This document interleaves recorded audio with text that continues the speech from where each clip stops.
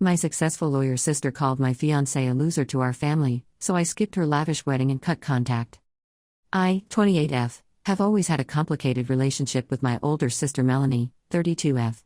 Growing up in a small Midwest town, our family dynamics were far from ideal. Our parents, both successful professionals, placed an enormous emphasis on academic achievement and social status. From a young age, it was clear that Melanie was the golden child who could do no wrong in their eyes. Melanie excelled in everything she touched: straight A's, captain of the debate team, class president, you name it. She was the perfect daughter our parents had always dreamed of. I, on the other hand, struggled academically and socially.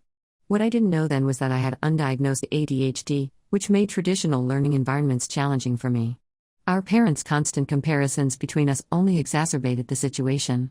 "Why can't you be more like your sister?" became a common refrain in our household. Family dinners often turned into showcases of Melanie's latest accomplishments, while my struggles were either ignored or criticized. This dynamic continued throughout our childhood and teenage years, driving a wedge between us that never truly healed. As we entered adulthood, the gap between us only seemed to widen. Melanie went off to an Ivy League college on a full scholarship, then straight to law school. She landed a job at a prestigious firm in the city and quickly climbed the corporate ladder. Meanwhile, I struggled to find my footing.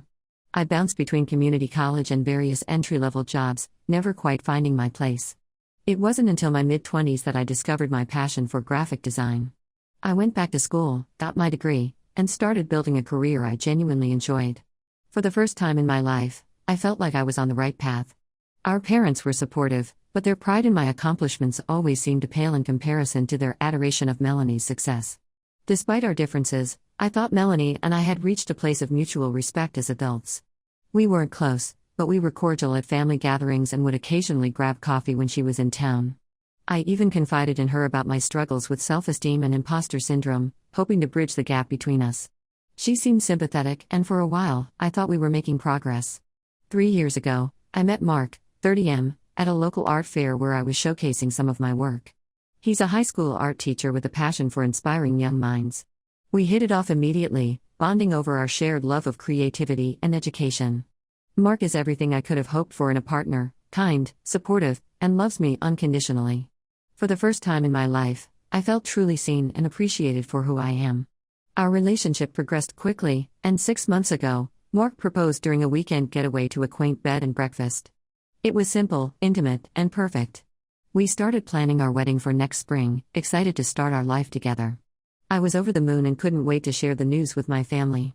My parents seemed happy for me, if a bit reserved. Melanie, however, was oddly quiet when I told her. She congratulated me but quickly changed the subject. I brushed it off at the time, assuming she was just busy with work. Last month, my world came crashing down when I found out the real reason behind Melanie's lukewarm response. Our cousin Amy, 26F, who has always been more like a sister to me than Melanie ever was, called me in tears. She couldn't keep it to herself any longer. Melanie had been badmouthing Mark to our family behind my back for months. According to Amy, Melanie had been telling anyone who would listen that Mark was a loser who would never amount to anything because he was just a high school teacher. She said I was settling and that I could do so much better.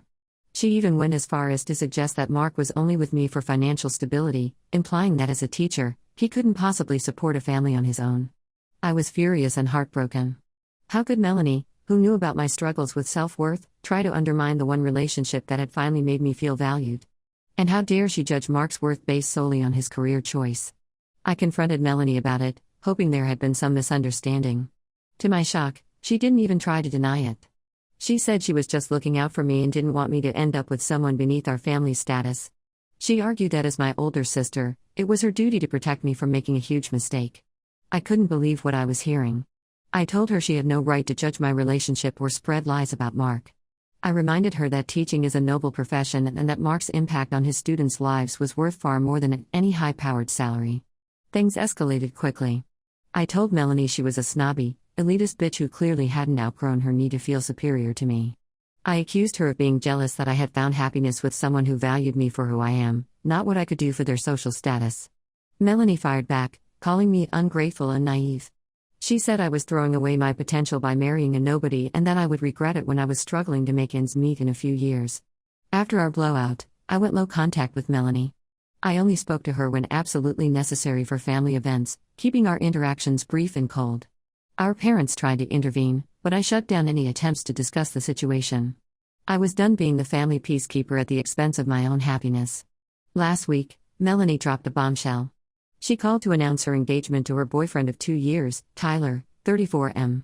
Tyler comes from a wealthy family and is a partner at a prestigious law firm, exactly the type of man our parents always envisioned for her. Melanie was over the moon, gushing about her massive diamond ring and plans for a lavish wedding. Then came the kicker. Melanie said she wanted me to be her maid of honor. She acted as if nothing had happened between us, talking about dress fittings and bachelorette party plans. I was stunned by her audacity. I took a deep breath and told her congratulations, but that I would not be attending her wedding, let alone be her maid of honor. Melanie was shocked. She asked why, as if she genuinely couldn't understand my reasoning. I reminded her of how she's treated Mark and said I refused to celebrate her marriage when she's shown such disrespect to mine. Melanie started crying, accusing me of being petty and holding a grudge. She insisted she was just trying to look out for me as my big sister and that I was blowing things out of proportion. I stood my ground, telling her I didn't need or want her looking out for me anymore. I said her actions had shown me exactly what she thought of me and my choices, and I wasn't interested in pretending everything was fine for the sake of appearances. Now my parents are furious with me for ruining Melanie's special time. They've been calling nonstop, leaving voicemails about family obligation and the importance of forgiveness. They say I need to be the bigger person and let it go for the sake of family harmony. My mom even had the nerve to suggest that Mark was turning me against my family, as if I couldn't possibly have formed my own opinion on the matter. I'm standing firm in my decision, but I'd be lying if I said it wasn't taking a toll on me.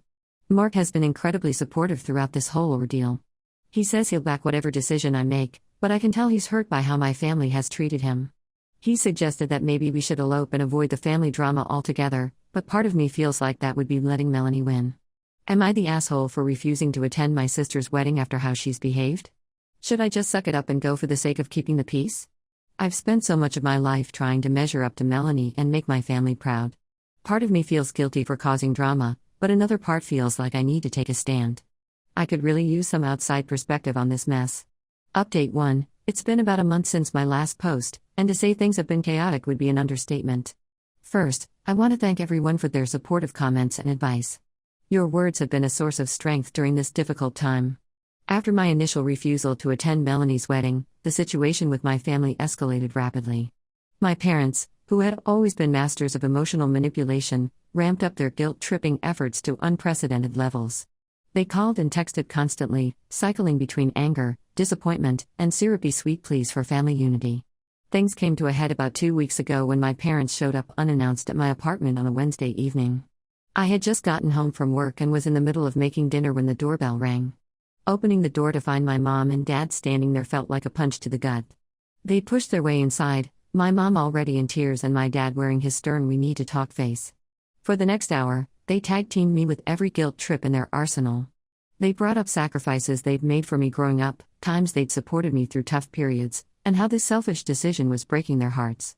I stood my ground and calmly explained once again how hurtful Melanie's actions were and that I couldn't in good conscience celebrate her marriage when she's shown such disrespect to mine. I told them that true family support goes both ways, and that I didn't feel supported by any of them right now. My parents weren't having it. They accused me of being selfish and said I was tearing the family apart over petty high school drama. My dad even had the audacity to suggest that maybe Melanie was right about Mark being a bad influence on me, since I'd never behaved this way before. That's when things took an unexpected turn. My mom, clearly frustrated that her tears weren't working, dropped a bombshell. She threatened to withdraw financial support for my own wedding if I didn't agree to be in Melanie's. I was shocked. I hadn't even asked them to contribute anything to my wedding. Mark and I had been planning to pay for everything ourselves. The threat felt like a slap in the face, but it also opened my eyes to how they've always viewed their parental role, not as unconditional support, but as a transaction. It was a painful realization, but in a way, it made my decision easier. I told them that if that's how they felt, they didn't need to contribute or even attend my wedding at all. I said I'd rather have a small ceremony surrounded by people who genuinely support us than a big event filled with fake smiles and hidden resentment. My mom burst into tears, again, and my dad started yelling about how ungrateful I was. He brought up every mistake I'd ever made, every time I disappointed them growing up. It was like all the pent-up resentment from years of favoring Melanie came pouring out. I asked them to leave, saying I needed space from all of them for a while. After they left, I broke down crying. All the stress and emotion I'd been holding back came flooding out. Mark came home from work to find me sobbing on the couch. He was amazing, he just held me and assured me that we'd get through this together. We spent that night talking through our options and decided to look into scaling back our wedding plans so we can pay for everything ourselves. A few days later, I got an unexpected call from my Aunt Susan, 54F, my mom's sister. She said she'd heard what happened from my parents and wanted to offer her support. To my surprise, she told me she was proud of me for standing up for myself and Mark. Aunt Susan revealed that she and several other family members have long been uncomfortable with how my parents and Melanie treat me, but never knew how to bring it up. She apologized for not speaking up sooner and offered to help with our wedding in any way she could, even offering to contribute financially if we needed it. I was touched by Aunt Susan's support, and it made me realize I'm not as alone in this as I thought. It's been comforting to know that not everyone in the family agrees with my parents and Melanie's behavior. Mark and I are now considering having a smaller, more intimate wedding surrounded by the people who truly love and support us. We've been looking at some beautiful outdoor venues that would be perfect for a low-key celebration. Melanie hasn't reached out since our last conversation, but I heard through Amy that she's furious I'm stealing attention from her engagement. Apparently, she's been telling family members that I'm just jealous of her success and taking it out on her by ruining her wedding plans. Honestly, I'm past the point of caring what she thinks. My parents have switched tactics again. Now they're sending daily emails about how worried they are about me and how they just want their real daughter back. They've even reached out to some of my friends, trying to get them to talk sense into me. It feels invasive and manipulative. For now, I'm focusing on planning my wedding to the man I love and strengthening relationships with the family members who have shown they genuinely care about my happiness.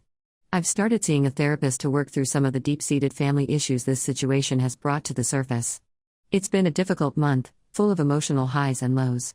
But underneath all the stress and sadness, I feel a sense of empowerment. For the first time in my life, I'm standing up for myself and what I believe in. It's terrifying, but also liberating. I'm still not sure what the future holds for my relationship with my parents and Melanie. Part of me hopes that with time and distance, they'll come to understand my perspective. But I'm also preparing myself for the possibility that this rift may be permanent. Either way, I'm committed to moving forward and creating a life filled with love, respect, and genuine support, even if that means redefining what family means to me. Update 2. It's been about 3 months since my last update, and the situation with my family has continued to evolve in ways I never expected.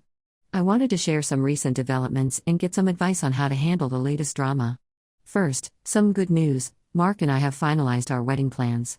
We've decided on a beautiful, intimate ceremony at a local botanical garden with just 50 of our closest friends and family. The venue is perfect for us, filled with vibrant flowers and greenery. It reflects our love of nature and art. We're planning a laid-back celebration with a focus on good food, great music, and the people we love most. Aunt Susan has been an incredible help with the planning process. She's gone above and beyond, using her connections to help us find amazing vendors at discounted rates. She even insisted on paying for my wedding dress as a gift. I found a gorgeous, bohemian-style gown that makes me feel like a woodland fairy princess. It's nothing like the elaborate ball gown Melanie always said I should wear, but it's perfect for me. Now for the not-so-good news. Melanie's wedding is coming up in a few weeks, and the pressure from my family to attend has intensified to an almost unbearable degree. My parents have switched tactics from guilt-tripping to love-bombing. They've been sending gifts, offering to pay for a lavish vacation for Mark and me, and constantly talking about how much they miss me. Last week, a huge bouquet of my favorite flowers arrived at my office with a card from my mom, reminiscing about a happy memory from my childhood. It was a bittersweet moment. Part of me was touched by the gesture, while another part felt manipulated. I've remained firm in my decision not to attend Melanie's wedding, but I'll admit the constant barrage of emotions from my family has been wearing me down.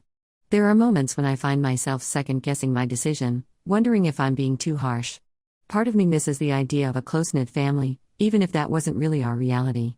The latest drama started when Melanie sent out her official wedding invitations. Despite my clear stance on not attending, she still sent me an invitation, along with a handwritten note. The invitation itself was ostentatious, dripping with gold foil and promising an extravagant affair at a luxury resort. The note, however, was what really got under my skin. In it, Melanie apologized for her poor choice of words about Mark, but said she still believes I'm making a mistake. She wrote that she loves me and wants me by her side on her big day, and that she'd be willing to overlook my stubbornness if I agreed to be her maid of honor. I was furious. Her apology felt insincere and condescending. The fact that she referred to my valid feelings as stubbornness just proved she hasn't really changed or understood why I was hurt in the first place. It felt like she was more concerned with having the perfect wedding photos than actually repairing our relationship. I decided not to respond to the invitation or the note. I thought my silence would speak volumes. However, Melanie apparently took my silence as an agreement because she started telling family members that I had changed my mind and would be in the wedding. When I found out about this from Aunt Susan, I was livid. I immediately called Melanie and told her in no uncertain terms that I would not be attending her wedding, let alone be in it. I told her that her manipulative behavior and fake apology only reinforced my decision to keep my distance. Melanie exploded. She accused me of trying to ruin her wedding and said I was just jealous because her fiancé is more successful than Mark. She brought up old childhood grievances, accusing me of always trying to steal her spotlight. I hung up on her mid-rant, my hands shaking with anger and hurt. Now my phone is blowing up with messages from family members. Some are begging me to reconsider for the sake of family unity. Others are calling me selfish and dramatic. My cousin Amy sent a supportive text, but even she gently suggested that maybe I should attend the wedding to be the bigger person. My parents left a voicemail saying they're deeply disappointed in my behavior and that I'm breaking their hearts. They said they raised me better than this and that they don't understand why I'm intent on destroying our family. I'm standing firm in my decision, but I'll admit all this drama is taking a toll on me. I've been having trouble sleeping and my appetite has disappeared. Mark has been incredibly supportive, but I can see it's affecting him too. He suggested we take a short trip to get away from all the family stress and focus on us. I'm considering taking him up on that offer, maybe even turning off my phone for a few days. But part of me worries that will just make things worse when we get back. I'm also concerned about the potential backlash at work. My boss is friends with my parents and I'm worried this family drama might somehow affect my job. Am I handling this situation right? Should I just give in and go to the wedding to keep the peace? Or should I continue to hold my ground? Any advice on how to deal with the constant barrage of guilt and manipulation would be greatly appreciated. Update 3. It's been about 6 months since my last update, and I wanted to share some final thoughts on how everything played out. Mark and I did end up taking that trip he suggested. We spent a week at a lovely beach resort with our phones turned off. It was exactly what we needed to decompress and reconnect away from all the family drama. We spent our days lounging on the beach, trying local restaurants, and even took a couples painting class. It reminded me why I fell in love with Mark in the first place and reinforced my decision to prioritize our relationship over family expectations. When we returned, I had dozens of missed calls and messages from family members about Melanie's wedding. I decided to send out a mass email to everyone explaining my position one last time. I detailed Melanie's hurtful actions, her insincere apology, and my reasons for not attending the wedding. I made it clear that this was my final word on the matter and asked them to respect my decision. The response was mixed. Some family members finally seemed to understand my perspective, while others doubled down on their criticism. My parents sent a long, emotional email essentially saying I was dead to them if I didn't attend the wedding. It was painful to read, but it also solidified my resolve. Melanie's wedding came and went without me there. From what I heard through Amy, it was a lavish affair with hundreds of guests. Apparently, Melanie spent most of the reception bad-mouthing me to anyone who would listen, painting herself as the victim of her unreasonable little sister. It hurt to hear, but it also confirmed that I'd made the right choice in not attending. In the months since, I've maintained very low contact with my immediate family. It's been difficult, especially during holidays and family events, but also freeing in many ways. I've been working on building stronger relationships with the family members who have supported me, like Aunt Susan. Mark and I got married last month in the intimate ceremony we planned. It was a beautiful day filled with love and genuine joy. Aunt Susan walked me down the aisle, which felt incredibly special. We were surrounded by friends and family who truly support us, and the love in the air was palpable. To my surprise, my parents reached out the day before our wedding. They said they realized they had handled things badly and wanted to make amends. While I appreciated the gesture, I told them I wasn't ready to let them back into my life just yet. I said maybe we could start with small steps in the future, but for now, I needed to focus on my new life with Mark. Melanie hasn't reached out at all, which is probably for the best. I've heard through Amy that she and Tyler are expecting their first child. While part of me feels a twinge of sadness at the thought of not knowing my future niece or nephew, I know maintaining distance is the healthiest choice for now. Looking back, I don't regret my decision to stand up for myself and Mark. It's been a difficult journey, but I've learned a lot about setting boundaries and prioritizing my own happiness. Mark and I are stronger than ever, and we're excited to start this new chapter of our lives together. To anyone dealing with toxic family dynamics, I want to say, it's okay to prioritize your own well-being. It's not easy, but sometimes creating distance is the kindest thing you can do for yourself. Surround yourself with people who truly support and value you. Family is what you make it. Thank you to everyone who has offered support and advice throughout this journey. Your kindness and understanding have meant more than you know.